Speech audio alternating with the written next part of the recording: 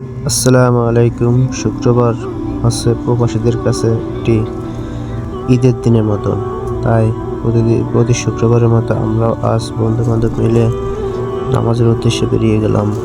এখান থেকে আমাদের বাসা থেকে নামাজের মসজিদটা প্রায় 2 কিলোমিটার দূর। তাই আমরা আস্তে আস্তে হেঁটে যাচ্ছিলাম। রাস্তার পাশ দিয়ে বিভিন্ন ধরনের পার্ক বিভিন্ন দৃশ্য তুলে ধরলাম।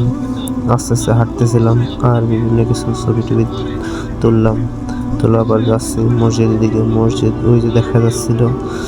তাই মসজিদের বিভিন্ন স্থান আপনাদের মাঝে কিছু দৃশ্য তুলে ধরার চেষ্টা করলাম। দুইটা আফ্রিকান বাচ্চা এরা খেলা করছিল, মসজিদে নামাজে যাচ্ছিল। এরপরে আমরা মসজিদের দিকে ঢুকছিলাম। ঢোকার পর তারপরে আমরা ওযু করবো, এই জন্য ওযুখানার দিকে যাচ্ছিলাম।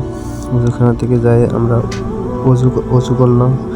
ওযু করে নামাজের জন্য আমরা মসজিদের দিকে ঢুকলাম। মসজিদে ঢুকে নামাজ আদায় শেষ করে এখন এই সৌদিয়ানের নামাজ শেষ করে সবাই যার গাড়ি নিয়ে এখন তাদের বাসার দিকে যাবে। এবং এখানে অনেক সৌদিয়ান মহিলারা নামাজ পড়ে আদায় করে।